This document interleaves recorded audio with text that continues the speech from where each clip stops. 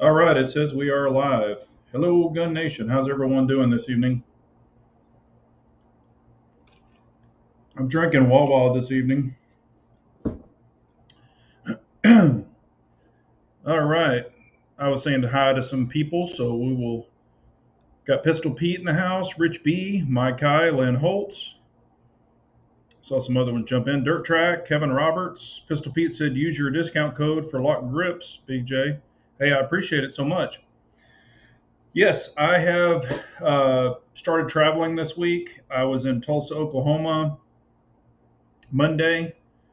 uh, Monday night or Monday and then Monday night, part of Tuesday, and then drove into Oklahoma City. So I've been here since. I'll be leaving here tomorrow, kind of working a little bit of this area, and then headed back home. So that is what's going on. Hello, Scott. Hello, Prantic, Floridian. Hey, Chris from the 740. How are you doing? And don't forget, Chris's chat is after this one. So y'all can head over to Chris from the 740's chat. Tactical FUD, Dennis Buckner. How is everyone doing? And don't let me forget, I do want to talk about the XC, Staccato XC versus the Threat Cadre comp. So please don't let me forget about that. And also, I don't know if y'all have ever tried these. I like travel and stuff, and sometimes I don't even get to eat lunch because I'm running around like a crazy man. But if y'all ever get a chance, try these out. They're not sponsored. I don't sponsor. They're not sponsoring me or any of that kind of stuff. But it's called Sweetwood Smoking Company, and they're fatty sticks. I like their jalapeno ones. They also have a habanero one, but I've only seen them in one store. But these are called the fatty sticks. It's like a meat stick, and they've got like 13 grams of protein, 1 gram of sugar, gluten free, and no nitrites. But man, these things are awesome. So didn't know if y'all ever tried that. Hello, G23. How are you, CZ super fan? Hope y'all are all doing well. But what I wanted to talk about this is kind of a question I've been asked, and I know Threat Cadre has been asked, and he's done videos to show it. And of course, I've shot the XC, the Staccato XC. I like it. It's a great gun. Don't get me wrong. But it's like 4,400 bucks. Um, and that's as it is. Then you got to put a dot and a light and all that other stuff on it. But with his comps, I've got Threat Cadre's comps on my C2, y'all know that, and on my P, and I've done slow motion video shooting it, and I have shot my P against the XC, pretty much side by side with slow motion, and honestly, his comp does the exact same thing. I'm not saying the XC is bad. Please don't take it that way. It's a very nice gun, but is it $1,500 worth it, or you know, his comp is like what 165 bucks. So if you've got a C2 or a P with a threaded barrel, you can simply put the comp on it. It is going to add a little extra weight or a little extra length, but you know, you're basically getting the same thing. And with the C2 with the comp on it, it's kind of like a mini XC. Um, So I've got videos comparing them. He's got videos comparing them. So check out his video. He even posted a short today, and you can see the difference between the XC and the P with his comp on it. But $4,300 worth versus like 2,600 bucks. Which one would you do? Or have you tried them or shot either one of them? Just curious. Let me catch back up here. Robertson's jerky. I think I've had that. I love jerky. Bucky's is good too if y'all have ever had Bucky's. CZ Shadow 2 has an XC. Yeah, and they're great guns. I'm not taking anything away from it. Cowtails. I don't. Yeah, actually, I've had cowtails. Love beef jerky, but my blood pressure hated it. Yeah. Reject 2011s by high powers. Yeah, Red Menace. I mean, high powers are great, but eh, you know, I have owned the old Belgian high power. I sold it like a dumbass. I should have never done that. But I, you can put a light on a 2011 high powers. You can't unless you modernize them. Um, and dots. I mean, I'm a dot guy. So, but nothing wrong with the high powers. They're great guns. Hello, Bald and Curious. How are you doing? That heart on the screen is so annoying. What heart? I didn't even know there was a heart on a screen. I'm not seeing a heart on my screen.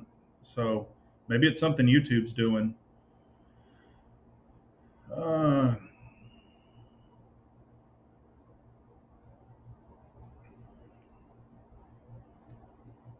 Mine was 4,700, and I have the tuxedo. Yeah. Um, Captain Phil says got one of my dream guns before the AWB here in Washington State. Steyr AUG magazine version. Cool, man. I've shot an AUG. They're kind of cool. Yeah, I've shot the Grishin. It wasn't mine, or however you pronounce it, Grishins. I shot one, the 1911 version. I can't remember if this one had a rail or not. To be honest with you, it didn't have a light on it, so I don't remember. It wasn't my gun. It shot pretty good. The trigger definitely needed some work. It was kind of a little boogery, kind of a little crunchy, but that's nothing with shooting. Maybe popping it out, just polishing it up. That's nothing you couldn't fix even with an aftermarket trigger. Oh,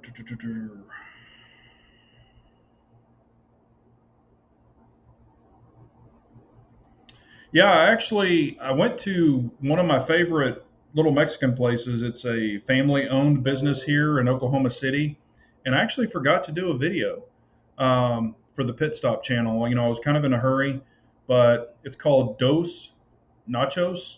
Hopefully, this thing's yeah. It was kind of pausing for a second.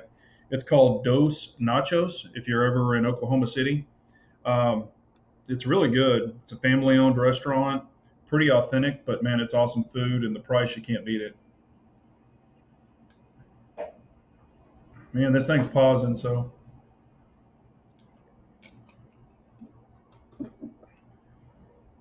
but I don't know if I'll get to do it or not. I'll try, maybe do one tomorrow. Hello, William Bader. How are you?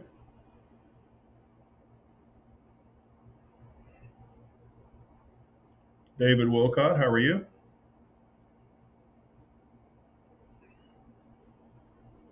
I also bought the $650 grip module from Atlas. Yeah, Atlas makes good guns. Springfield Garrison is on the way. Cool, man. I like shooting 45. So much fun. I agree with that. I definitely love 45. Hang on one second.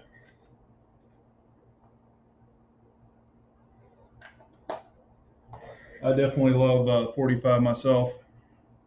Yeah, Parker Mountain Machine makes some nice comps. I've shot their comps before. I shot one on an FN, and yeah, I mean they have good products. It's just not a lot are offered for staccatos because honestly, I do not like the Dawson Precision Ice Comp. I don't like it. It looks like a damn duckbill. If you've ever seen it, it's kind of pointy and then it's got like this little duckbill. If you look at Threat Cadres, it's really nice and sawed off. It kind of looks like the Terran Tactical version, like it should. I just like that look so much better. The other one just looks like a little. It looks like a little porpoise, or not porpoise, a whatever the hell those things, platypus thing sticking out. I just don't like the way it looks. And I've shot one, and it wasn't mine, but I've shot one, and I actually think threat cadres are actually better. That's just my personal opinion. Call me biased or not, it is what it is. But um, and this hotel I'm in, I've got a window right here that overlooks the parking lot, and it's amazing seeing all the trucks that pull in. I mean, I'm in a full size 4-door, 4-wheel drive truck, the whole works, and there's people who are in the same size trucks and they can't even park in a freaking parking spot. One guy's literally taking up 4 spots because he's over too far, and it's just like, what in the hell? And he walked around the truck like 3 times. Um, he came out, went back out, looked at it, and I mean, you have to see that you're just parked so damn bad. Um, I'm just like, damn, that just bugs the shit out of me. That people can't park a damn truck and they drive one every day. But just an observant or observance. But yeah, like I said, this is my first time, I guess, being back on the road in what, maybe 6 months, something like that. Um, and it's definitely same stomping grounds. This is the same hotel y'all have seen me do chats in. I love this hotel, so I try to stay here. So, anytime I'm in Oklahoma City, I stay here. Um, and was able to get back into this one. The one in the one in Tulsa was not that great. Matter of fact, I was sleeping. It was like 2 o'clock. I think I looked at the clock. It was like 2:10 or 2:20 in the morning, and the TV just comes on, like all by itself, just pops on, and the remote was way up on, beside the TV, just came on by itself. So I don't know if somebody was next door trying to hit theirs and it turned mine on. I have no idea, but I'm like, what the shit? So I got up, turned the TV off. I'm like, man, somebody's messing with me. So, but anyway, it is what it is. But that was weird. Let's see here. Floridian is saying, learning to work with my new Holosun 507K dot. First dot. Man, congratulations. That's a good dot. I've got one. I like it. That's awesome, man. Hello, A Dubs. How are you? Tulsa. I do agree with that, Prentick. I actually prefer Oklahoma City over Tulsa. I don't know if y'all watch it on the Paramount Plus. Have you ever seen Tulsa King with Sylvester Stallone? It's an awesome movie or awesome series if you haven't watched it. Highly recommend it, but it shows a lot about Tulsa. And yes, I'm not a fan of Tulsa. Haunted Hotel. It could be, Scott. Who knows? Um, it wasn't it wasn't like a total shit crap place, but it was a really old, what was the name of it? It was a Hilton, a Resident Inn or something. I can't remember. Holographic. David is asking, what is better, a holographic site or a red dot? Honestly, holographic is going to be a little more grainy, where the red dot is crisp. Holographic also use more battery. Red dots don't. I've got both. Uh, Either's fine. Uh, I would say if I have to pick, I would probably pick a red dot over a holographic site if I have to pick. But like I said, there's nothing wrong with either one. It's just if you look at it, the holographic is more grainy.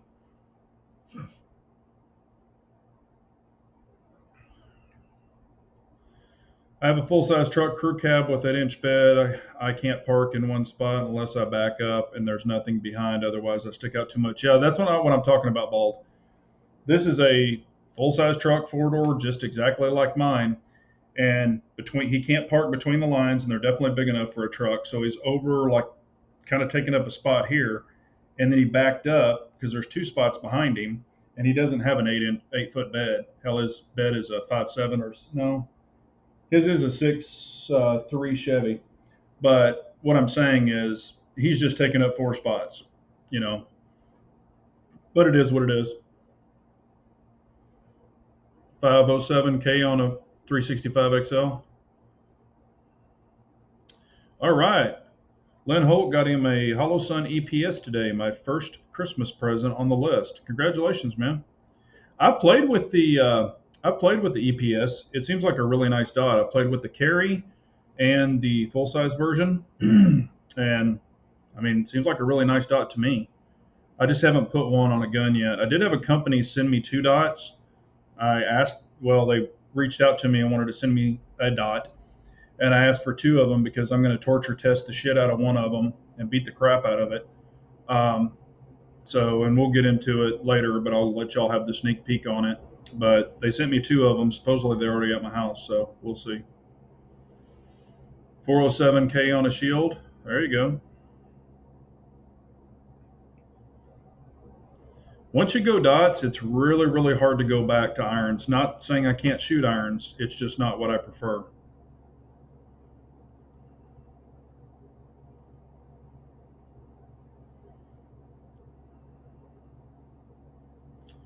Yeah, the thanks for asking, Pistol Pete. Yeah, the new job is going well. It's just getting all the computer system down, which I'm getting used to. Um, it's I mean, so far it's going really well, so I'm enjoying it.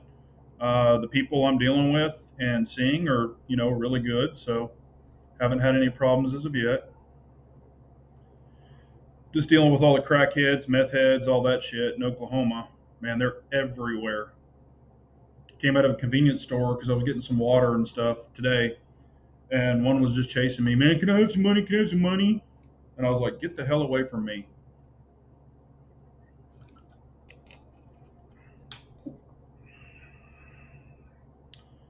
Red dots are life now. Yeah, and like I said, I'm not knocking anybody that's on irons. I'm really not. Um, some people have a longer learning curve, or try them and they stare at the dot and do things like that. And they're just like, I can't shoot it. I can't shoot it.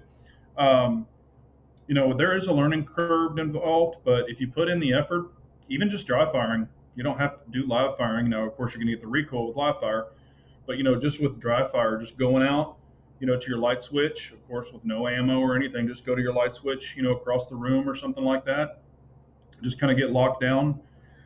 I will give you a tip, and it's not my tip. I actually learned it from Sage Dynamics. But when you're drawing, either way, appendix or from the 3 o'clock, everybody comes up and then they turtle head down and do all that stuff.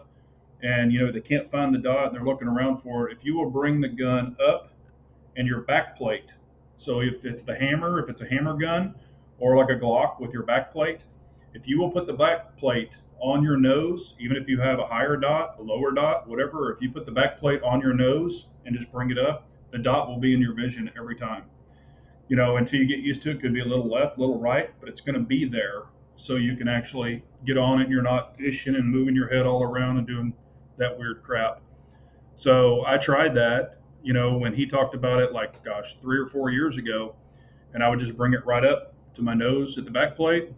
And I mean, I'm not a speed demon with it. I'm not trying to say that, but it really helped me with my eyes catching the dot every time. So it's just something you might try if you're having a problem with it. Just a tip I learned.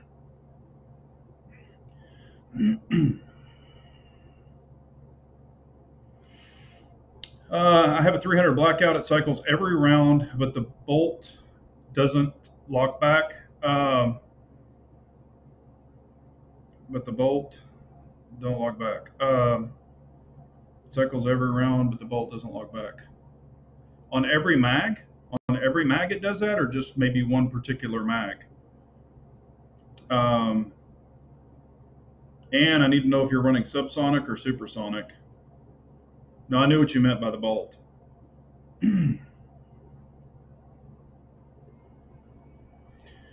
Yeah, Pistol Pete. Like I said, it's not my tip. I picked it up from Sage Dynamics, but what I was catching myself doing, and it drove me crazy, is when I first was doing it, I caught myself turtle heading, and I was like, "Why the hell am I doing that?" And I just wasn't bringing the gun up high enough. And then he was saying, "Hey, take your back plate of your gun or your hammer or whatever, and just put it at the tip of your nose." And then I started doing that, and I was like, "Oh hell!" It's like I woke up. It says just first mag I've tested with Super. Yeah, I would run a different mag, because you've got that little follower in there, and that helps keep it locked back. So it could just be skipping past it. And also, if your gas is too strong, what you need to check is your ejection pattern. You could need a lighter recoil buffer in there, because if you're having like 1 or 2 o'clock ejection, like where it's ejecting, hitting your, if you have one, most do, but if you're hitting your brass deflector and it's like shooting way the hell forward, that means it's overgassed. Most stock guns are overgassed and you're shooting super. So you'll change out the buffer spring or the buffer weight, put a heavier, like an H2 buffer in it, and that'll usually bring the gas down so it's not as bad and not as violent. That if that bolt's moving so fast, sometimes it'll do that. So you just have to play with the buffer weight. Pretty standard, but just pull the buffer out take the spring off, put a heavier buffer in it, put the spring back on, and load it in there. And it's probably gonna fix it. Because most guns, whether they be AR-15s, 300 blackouts, whatever, most AR-15s are overgassed from the factory. Yeah, you probably well. It's sometimes it's too light. I run a lot of H2 buffers, especially in some of my shorties, but you know, it's not a big deal. I mean, you'll be able to look at the ejection pattern. What I do is I just hold them like this, of course, downrange, and then I just watch, stand back between the walls or out of the walls, and then I'll watch where it's ejecting, and then that'll tell me how to adjust it. What's up, Gun Snob? How are you, man?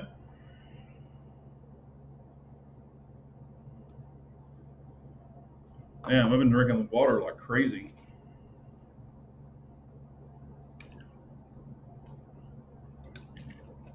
I do miss my couple of shots of whiskey. I might have to bring whiskey on the road. To be honest with you, sometimes I used to back in the day, and I just forgot it this time.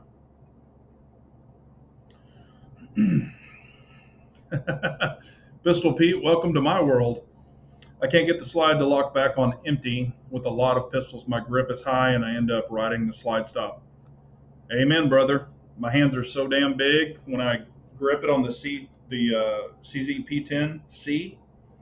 I'll just sit there and I ride the slide stop because my hands are so big, so it won't lock back. And then on my P10F, same exact thing almost every time because my hand is so high on that gun. I always get that really high grip, and that's just what happens on a lot of guns for me. So it doesn't really happen on a Glock. Doesn't happen on my FN. Doesn't happen on Smith & Wesson for me. It's dominantly my P10 and my P10F, but it's just my grip.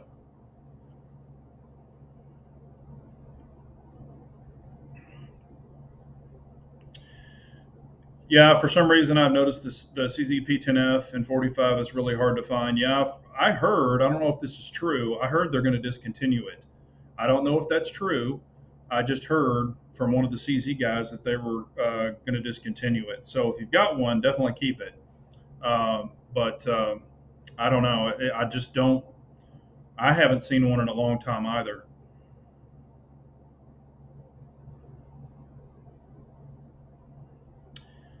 Hello, CeeLo. How are you? Milled a P09 for an optic just to play around with, and now I really prefer it. Pistol irons never came super easy for me being right-handed, but left-eye dominant. I get it. Yeah, I've got a P09 and P07 that I've had milled. I've got two P09s, two P07s. One P09 and one P07 are milled for dots, and I do prefer them over the non-dotted versions. But they don't have a factory dot, which they did. But I really, really enjoy optics.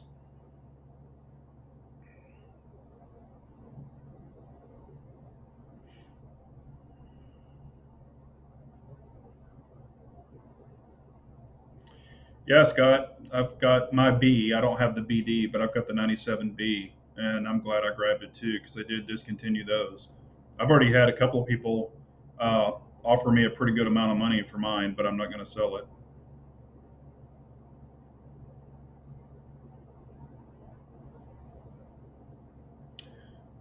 They are fun guns, and a lot of people on the Bs and the BDs on the 97s, they don't like them because the grip is wider, um, and they say that their hands are too small, or they just don't fit their hand right.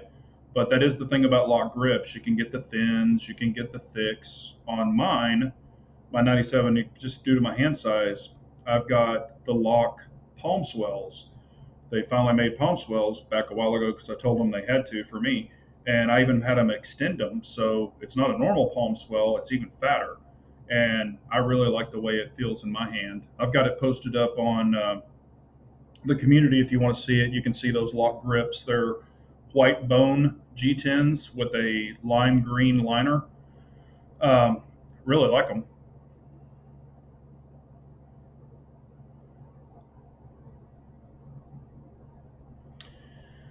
Can you run the 97 without the detent and the little puck? The detent comes up, though I lost a detent in spring, but still have the puck that it sticks through. I don't know. I've never lost mine. I don't know. Hmm. I don't know if you can or not, to be honest with you. I've never pulled mine out to see if it'll run. But yeah, I don't really care for that little deal that sticks up, but it is what it is. Yeah, the chamber indicator. Hell, I don't know. I mean, I guess you could put a snap cap in it, and well, no, you can't. You can have to check it in recoil, see if it's going to cycle. But I really don't know. I'm a big on the lock grips. Everybody asks which lock grips I prefer. I always get the old school grenade because they are the most aggressive. So those are the ones I like, or the G10. I think it's called the Grenader the golf ball dimples, because they are the most aggressive. And I always prefer a palm swell just to fill up my hand. And even on the 1911s, I've got them doubled, so they're not just the normal thickness. I always get them extra. Uh, Jason and the guys over there build them up for me. So they said they've never had that request before, but I was like, hey, can you do it? They were like, sure. So they did it. And I've got some people, and I tried it, and I don't like it, but where they'll put the palm swell on one side, like a thicker, the thick palm swell, and then they'll put the thin on the other side. And I've tried it. It just, a lot of competitive shooters do that. And it just feels weird to me due to my hand size because I'll either under grip with one hand or over grip with the other hand. It just, I don't know. It's just, thick, thin. And I don't know. It just feels weird. So I catch myself not controlling the pistol, or I'll lean it more left, lean it more right, just because it doesn't feel right. And I'm a big feel person, like when I used to play golf, I'm all about feel. So if something doesn't feel right, I usually have a problem in my brain with it.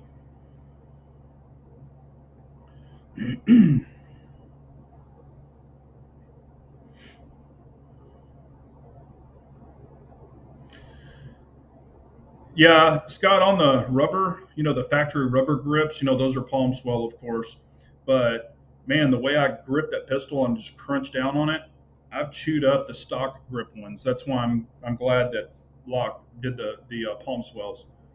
But got to sand them down and put some 30 grit skateboard tape on them. Yeah, Red Menace, I was going to say he shoots competitive. Yeah, and I know a lot of guys do that, but I haven't personally met anybody with like XXL hands that do it. A lot of guys that I know that do it, they have like, medium to large hands. So I even know a guy that has XL hands, and he shoots competitively, and he made that statement saying it felt kind of weird to him too. But whatever works for you. Yes, and the lock aggressive grips and the palm swells are really nice too. And on the brass, I only get the aggressive. When they first came out, they came with the low aggressiveness and then the aggressiveness. And I think due to popular demand and me talking about it, I think they discontinued the less aggressive ones. I don't even think they make them anymore. But if anybody needs lock grips, you can use my code. It's BJGG10. Save you 10% off anything lock grip sells if you're interested. I'm not pushing it, but yeah, I saw, Ball, that you did get the metal M&P, and you put the lock grip flashlight on it. Going to run it this weekend in USPSA. That's cool, man. I kind of played around with it, but that's funny. Red Menace has the English schoolboy hands. I don't know what that means. I'm sure that means smaller hands, but English schoolboy. Not familiar with that term. Yeah, I haven't shot either one of them, but I played with the metal version, and then I played with the new comp kind of M&P version that they came out with. I mean, they both seem pretty cool. But I do agree with Bald, with that big old box that they come in. And I think they're probably trying to copy the CZTSO because that thing comes in a big old stupid monster box. Looks like a damn suitcase. You don't need that crap on those big ass boxes. I think that is a waste. They're small and soft. All right, that's awesome. Got to have those small and soft, supple hands.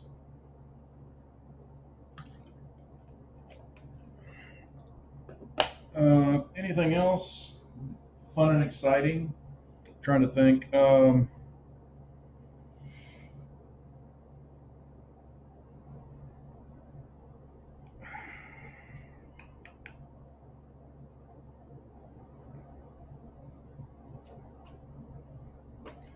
Trying to think if anything's happened um, that was funny or anything, and I can't think of it right now. Um, what is there anything? And somebody asked me this the other day. Is there anything exciting in the rifle world, shotgun world, pistol world, anything like that, even gear that I'm excited about right now, and that it's like, hey, when that comes out, I'm going to buy it. And I was thinking and thinking and thinking, and honestly, there's not one thing I can personally think of that is like, man, I got to get that. I got to get it. And I wanted to know if there's anything out there that y'all are really excited about, or like, man, I can't wait till it comes out. I'm going to grab it, blah, blah, blah. Let me know, in the comments if there is anything like that.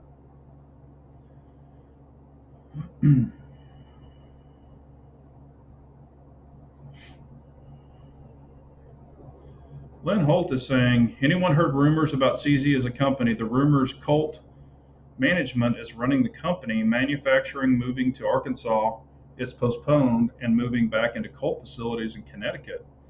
I have not heard that, Lynn, but it probably wouldn't surprise me because of the economy right now. If they own a building and they've already paid for it or they've been paying for it, I could see maybe using that building versus getting new land and new buildings or whatever and taking on more debt. So that could be a possibility of what's going on right now. Wouldn't surprise me, but I have not heard that. Have you got rid of your Anheuser-Busch products yet? Yes, I have. I used to drink Bud Light. If I was going to drink a beer, like working in the yard or something, I don't any longer. They're all gone. Matter of fact, I had two left in the ice box, and when all this crap happened, I dumped them down the sink and threw the cans in the recycle bin. So, yeah, I'm not supporting that crap.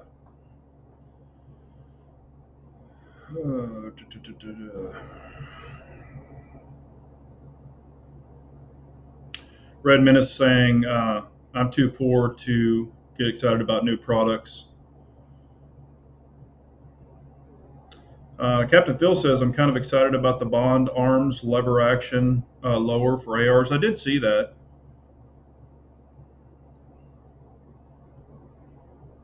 The double stack car, but only if it's metal. I have not had good luck with car in the past. That was a long, long time ago. But I mean, every option is, I guess, a good option. At least you can check it out.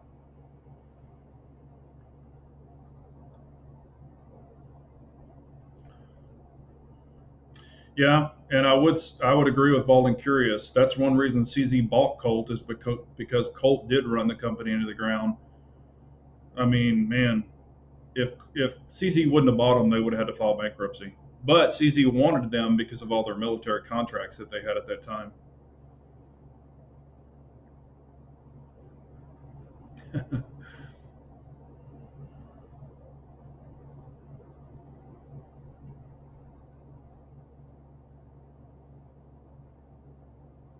Henry Homesteader, yeah, I looked at that and I was like, nah. Texas Gun Experience has one, and I was like, nah, it's not for me. I mean, if somebody wants it though, get it. But it didn't impress me. Just looking at it and feeling it and stuff like that. Get woke, go broke. That is true. And it's so sad because when the Anheuser-Busch company owned Anheuser-Busch, I don't know if you know about the Anheuser-Busch family, but they were really conservative and had great values and all that. We all remember their old commercials way back in the day during Christmas and all that. Real wholesome. But when they sold out, holy crap, man, those people are probably freaking out, going, "What in the hell did we do?" And I wonder how that meeting at Anheuser-Busch, that marketing meeting where they got this stupid ass idea to do this crap. Who was sitting around a table and said, "Hey, let's do this"? I'm going, good Lord, what is wrong with you people? It's crazy.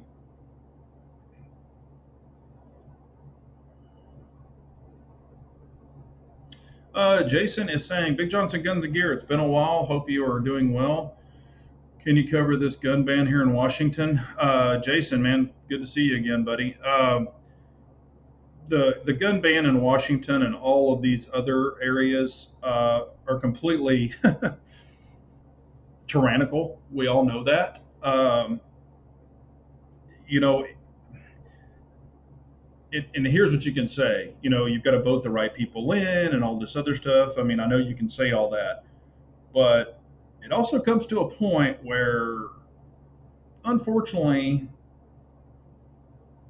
you have to do what you're going to do as a man, a woman, whatever you choose to do. But um, sometimes you just got to be an outlaw. I hate to say it, but you know. God's Wrath is saying, Big Johnson Guns and Gear, have you got your hands on the Holosun 507 comp yet? No, I have not. Haven't seen them anywhere. I've got my name on some lists for them. Also notified Texas Gun Experience. A couple of guys up there did not even know about it. Pulled it up on their computer, showed it to them. They're like, holy crap, man, we got to get those. And I'm like, yeah, you do. And when you get them, hold me one. So I'm on the list for it. But, I don't know when they're going to officially drop or not, but I wanted to get one and check it out, throw it on one of my 2011s and just run the dog piss out of it, see how I like it with the different, you've got, I think, what is it, 4 or 5 different reticles. I showed them the reticles. We were going through the pictures and they were like, oh man, those are cool. So, we'll just have to try it out and see how it goes. Hey, Work the Trigger. How are you, buddy? Hope you're doing well. What kind of on the road? No, I'm on the road. I'm traveling again, working and all that stuff. So I am. That's what on the road means. So it's traveling for work again with the new job. The Budweiser frogs. Oh yeah, Scott, I remember those, man. Bud. Yeah, that was funny, man. 2 Pilsners and piss on Bud Light.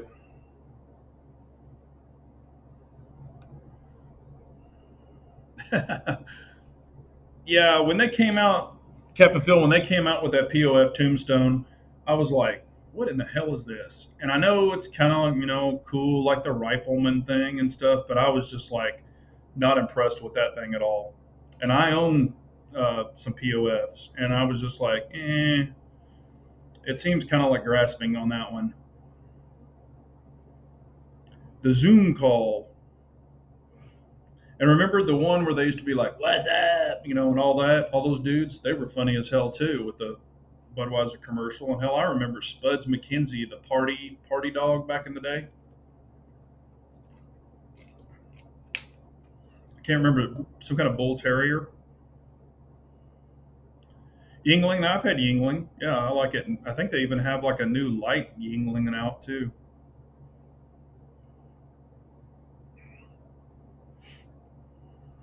Real Men of Genius. Yep.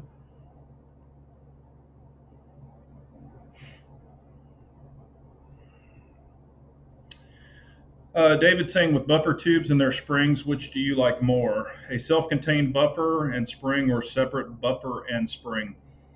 Some people like the self contained, kind of the adjustable one where you can turn it and set it. They are more expensive, they're quieter. Some people don't like, you can hear a little bit of the tinging from springs. However, when you put your spring and your buffer in there, if you put just a little bit of gun lube on there and just push it down a couple of times, the tinging usually goes away. I've done that several times. It really comes down to what you're preferring, like JP Industries and a couple of high ends make the, kind of absorption one, quiet one, and all of that. It's whatever you prefer. I would say, testing things, I would probably just get an H2 buffer and try it first. It's going to be a lot less expensive. Some of those self-contained ones are, some of them are like $140, where the buffer itself is like, hell, you can get them for like $20 and stuff like that. I usually keep a stock of them with like an H1, H2. I think I've even got some H3s, but I don't use those very much. The H2 is probably the most popular that I run. It depends on the length, the gas tube. There's a lot of different variables. Pearl, hell, we used to drink Pearl back in the day. They had the plant in San Antonio. They still have the Pearl sign.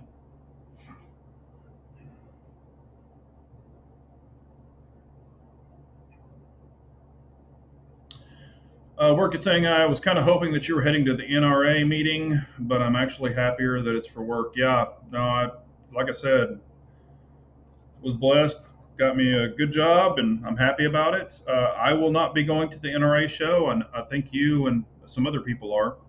Hope that goes well for you guys.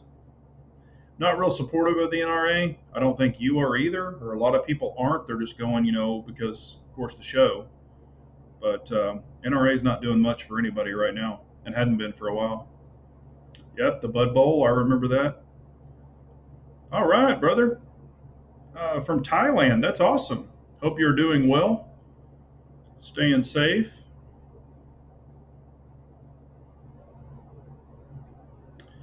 Yeah, Clyde, I remember that one too, the Tabasco sauce. Yeah, he was putting it on pizza or something, and yeah, that was pretty funny.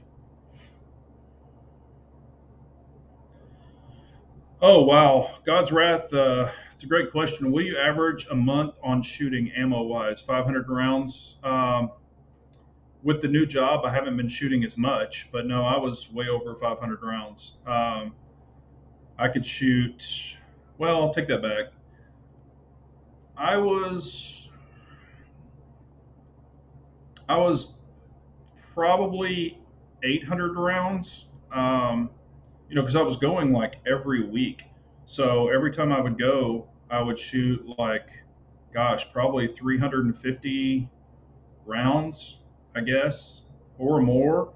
Sometimes that was just 9mm ammo plus 22, plus if I was bringing a rifle. So I guess if you added all those rounds up, not just 9mm, it was way over 1,000 rounds a month. But not shooting that much anymore, just due to the traveling and stuff like that and the work.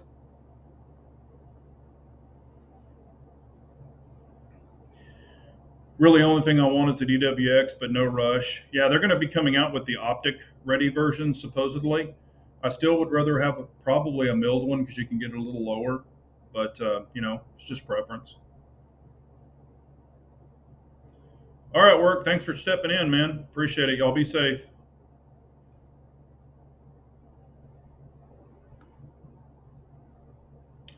All right, Captain Phil has been getting the HK bug, specifically the USP series, and once you have one, you just want more. Yeah, USP is a great gun. I had the USP 45 for a long time and really enjoyed it. They're great guns, but then I had the opportunity to make a lot of money on it, so I sold it.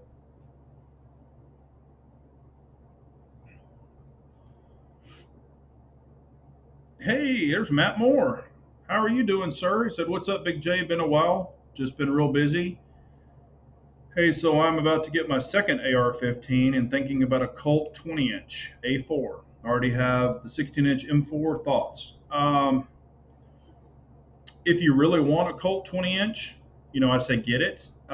If you're going to be shooting much longer distance, the 20-inch is a good barrel. Um, Colts and I have a love-hate relationship personally. Um, for a long time, Colt wouldn't sell to civilians. They would only sell to military and LE because that was their bread and butter. And so I kind of have a love-hate with them personally. But Colt makes a great rifle. They make great products. It's whatever you prefer. Me personally, 18-inch for an AR-15 is about the longest I'll go, because at the end of the day, it's a 5.56 223. I mean, I'm not saying you're going to use that gun for CQB And yes, you could. You could just walk it up over your shoulder if you had to go through somewhere. We all know that. But y'all kind of know how I feel about 223 5.56. Nothing against it. If I'm going to shoot it for self-defense, it would have to be a 77 grain. But I'm a 30 cal guy myself, so I personally, I don't see a reason in having a 20-inch. There's plenty of bullets that'll stabilize in a 16-inch barrel, 18-inch barrel. 18 is the I have an 18-inch, and it's just a coyote gun or varmint gun, I guess, if you need to get them at a farther distance. But that's the longest I'll go on an AR-15. If it was a 6.5 Creedmoor or something like that, now you're talking a different story. Joseph, your thoughts on USCCA? Thank you. I will say this. I will say read the fine details. I'm not saying, make your own decision, but I have, oh my gosh, what am I trying to say? And I'll show you, I'll just pull it up here and show you real quick. I have FLP, it's Firearms Legal Protection, personally. There is some things in the contract that you need to read. They want to prove that they really won't step up and help until they know beyond a shadow of a doubt that, not mine, USCCA, you've got to read the fine print. They want to make sure that everything's perfect sometimes before they step in and upfront all this money. If they find out it's a bad shoot, you're responsible for everything. So, it is what it is, but there's a lot of things with mine that's offered and theirs is not, such as cleanup, because there's going to be a mess. There's just some other things. So the only thing I will say is if you choose any of them, whatever the policy is with any company, read the fine print. What if, there's a lot of what ifs in there. Just read the fine print. That's all I'm going to say. I don't want to bash anybody or beat up anybody. That's not what I want to do. But I just want you to be aware of what you're getting into.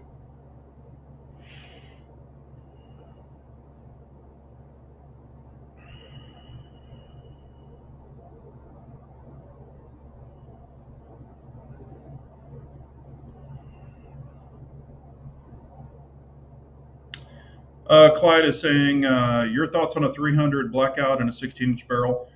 You don't need that much barrel for a 300 blackout. I'm not saying it's bad or good. It's just not needed. My preferred in that, the maximum is a 12 and a half. Or you get a 13.7 pin and welded, if that's what you want to do. I just don't think you need that for a 16-inch. But if your state, you can only have a 16 or that's what you have to have, it's not going to be that bad. You just don't need that much barrel to stabilize a 300 bullet. So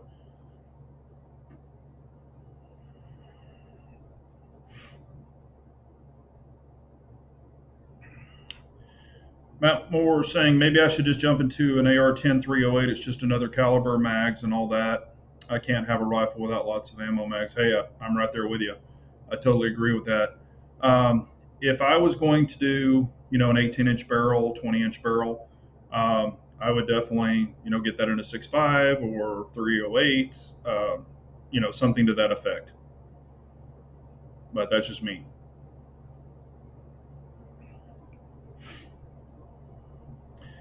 Scott is saying 300 blackout is 7.62 by 39 with extra steps. Yeah, the good thing and I like 7.62 by 39. Do not get me wrong. The thing I like about 300 blackout is you have more ammo selection across the board with supers, subs, things like that, versus 7.62 by 39. And you can use the same bolt face, the same mags, all of that other stuff, same ramp as an AR-15, where a 7.62 by 39 you can't. So I just think for the average person, and also, just like snapping on a 300 blackout upper on a AR-15 lower, it makes it much easier for the consumer to have one lower with two uppers, a 300 blackout and an AR-15. Now, when you're doing that, you're going to have the correct 16-inch barrel length if it's a rifle, et cetera. You know where I'm going with this, but that's the thing that is, I guess, the most user friendly on a 300 blackout compared to other people. Um, Hang on one second.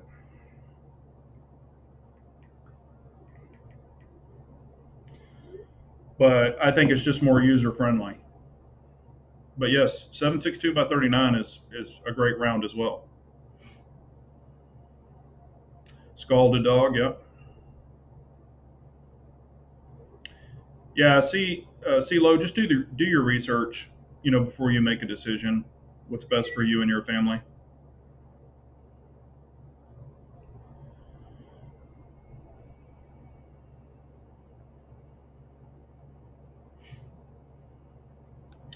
I was just going to do a 300 upper and 10.5, but found a deal on a 16 for a few dollars more.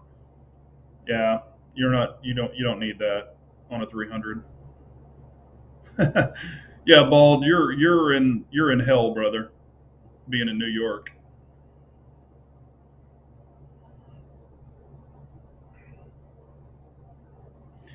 Yeah, and Matt, and this is for everybody. Whatever calibers, and I've always said this, y'all have heard me preach this.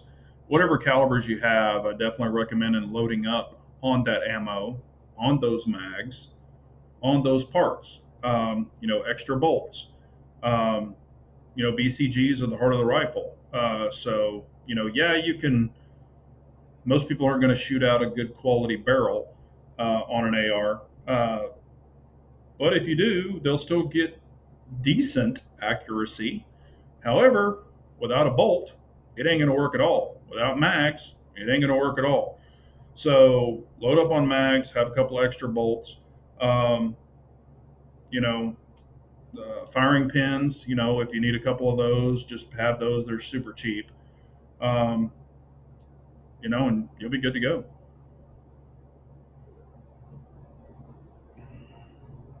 Yeah, I've seen the 5.56 AKs. Um, you know, it's whatever you prefer. I just prefer an AR, over a AK personally. Not that AKs are bad; they're not. They're just more user friendly, and you can get a longer rail unless you get some hybrid AKs that have a long rail, because most of them have the little short wooden, um, grips. And my damn arms are so long that I've I'm so used to C clamping an AR that when I grab an AK, it's like, oh crap, I'm on the barrel and it's freaking hot. So it is what it is. Pistol Pete is saying, what is your primary distance when shooting pistols at the range? I shoot at 7. I do a lot of 7 yards just on video because I can pull the target in and out when I'm doing quick videos. I really like to shoot 10 to 15 yards. That's kind of, I guess, my sweet spot. Uh, Really kind of prefer 15 yards. 25, I've shot at 25 a lot too.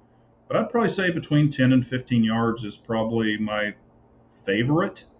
Um, if I have to pick a distance, I mean, I've shot at 30, I've shot 100 yards, but that's, I know a lot of people do it in videos, but it's like, okay, I mean, if I'm 100 yards away, am I going to take that shot with a pistol? If there's people around and stuff, maybe not. Um, I hope that I could get to a rifle if I'm 100 yards away, but it is what it is. Um, and some people just like to do it. I mean, there's nothing wrong with that.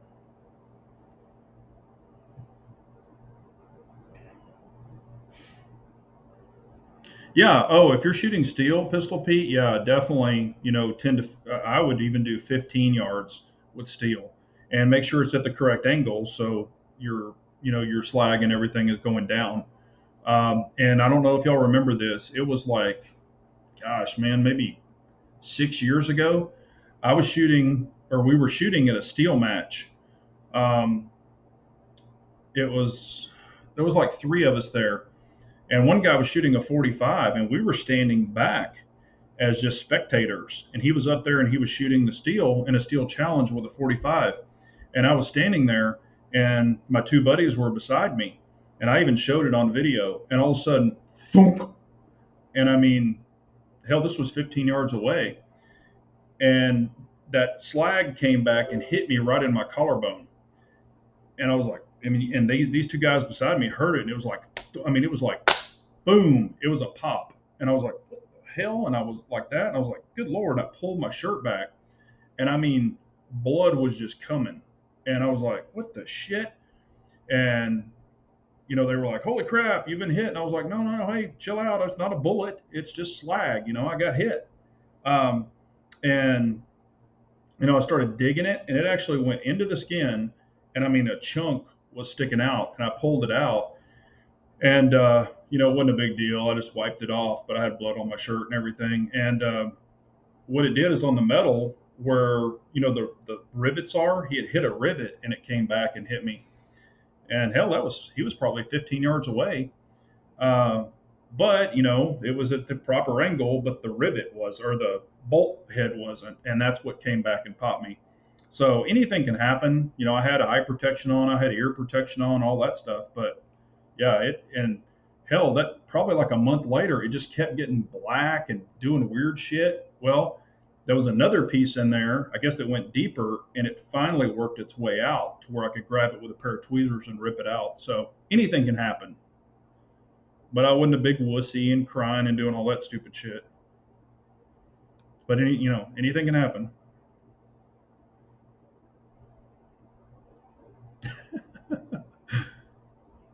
Hey, if you shoot them in the balls, if like on some bulletproof, they have the hang down. If you've ever seen that, where it hangs down there. So that could be blocked too. You never know, Scott. Yes, Ball. That is why we wear safety glasses.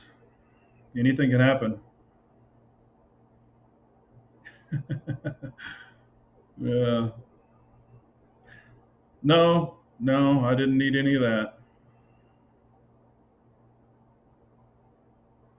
Yeah, it was just weird when it hit me. I mean, you could hear it. It was like thump. And I mean, the guys beside me are like, what the hell was that? And it hit my collarbone.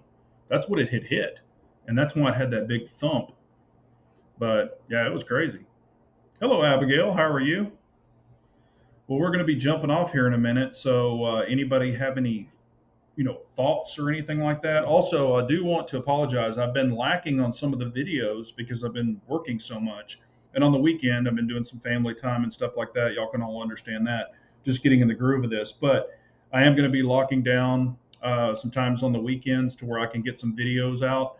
Let me know if you like, where I'm talking about things, or do you like me to be at the range and shooting them and then talking about them, or what do y'all like? Y'all have seen me shoot all of these things, and stuff like that. But I do have some videos where it's going to be some comparisons with some dots that I have found, likes and dislikes. So I'm going to be doing some of that. I will be at the range testing some things. So I'm going to be also running a new battle belt. I showed it on the last week's chat if you want to check it out. So I'm going to be setting that up and doing that too. But do you prefer the ones where I just talk about the items, or I have to shoot it and then talk about it? What do y'all prefer? Hello, Russ. How are you? Yeah, hit that thumbs up. I appreciate it so much. Was bleaching my fiance's hair. Okay, cool.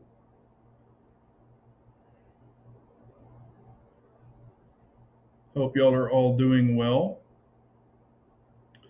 But let me know, do you like the comparisons where I'm talking about them, going over everything, or do you like the shooting in the same video and then talking about it at the range? Because some people complain, you need to have a private range where it's quiet. I'm like, I don't have that. You're going to hear gunshots, Or do you just want me to shoot it and then go home and film that part, stick them together? What do y'all want? Pistol Pete says definitely some comparisons and revisit some of your favorite pistols with how they are holding up over time. Pistol Pete, you're not the only one that's asked me that, and I do have that on my book, so I am going to be doing that. I'm going to be dragging out some and going over some of the faves. Scott likes a mix of them. Rich B is saying, put a red dot on my new Staccato P, had it zeroed at 10 yards and was happy, then tried it at 25 yards, and the rounds all hit right of center, and we're in a straight line up and down. Ideas. If they are, let's see here, right of center, and we're in a straight line. Okay, got a question for you. Are you left-handed or right-handed? And then when you adjusted your dot, for the 10 yards, did you do it on a bag, or did you just hold it, adjust it, hold it, adjust it? Did you, because I'm bad about this too sometimes. I don't bag right them. I'll just adjust them. And then sometimes when I really base it or really crank it down, I'll be a little left and right. They always should be up and down. But and here's what's going to happen. The farther in distance you go, the more your group can open up. So even at that 10 yards, you're probably not seeing that it's a little left, but the farther you go, you're noticing it more because the bullet's traveling farther. So I would really bench it down and zero it. And I like to zero at 15 yards personally, because that's a happy medium between 25 and 10. But it's whichever you prefer, but that's what I would do. A little shooting goes a long way. So mostly discussion. Gotcha. Okay. Range shoot, then tabletop from home. Okay. Got that. Right-handed, just held it and adjust it. Okay. I would bench it down and check your group at 10 and then bench it and check your group at 25, because I will let you know this. Some people, tend to, and make sure you're focusing on the target. Do not focus on the dot. If you stare at the dot, it can lead you left and right. So make sure you're always target focused. But I would bench it and check it at 10 and bench it and check it at 25 and then go from there. Matt says, oh, I forgot to tell you, Big J, I got another pistol with a red dot, and this time with the RMR Type 2. Big difference with my Vortex. It's my first experience, so I still like my irons, but I'm getting way better. That's awesome, Matt. Congratulations, man. The more you shoot them, the more you'll probably enjoy them. Hang on a second. This thing, for some reason, it's not. Okay, there it goes. All right. Half-inch high at 25 yards with the 10-inch zero. Yeah, that's about right. Yeah, and just you'll learn your height over bore. I mean, it's not that hard to figure out, but you'll get it. It's the same with rifles too. If you're up close or going out a little farther. All right, we'll shut this down. It's 8:02. I really appreciate everyone. If you got any questions after this, please leave them in the comments. I'll answer you back as soon as possible. I appreciate y'all. Hit that thumbs up, like, share, subscribe, all that good stuff. For some reason, I don't know if it's YouTube or what, but I've been losing subscribers, and I'm like, damn, did I say something wrong? What the hell's going on? But it's like every day I'm just losing subscribers. So I don't know if YouTube is unsubscribing people from me or what. But, if you want to be subscribed, subscribe. I'm not begging for subscribers, but, just letting everybody know, please check your subscriptions, because I don't know what the hell's happening. But I appreciate y'all so much. Y'all have a great night. Be safe out there. And remember, an unarmed nation's a very weak nation. So we all got to carry on. And that's what I mean by carrying on. Take care, everyone.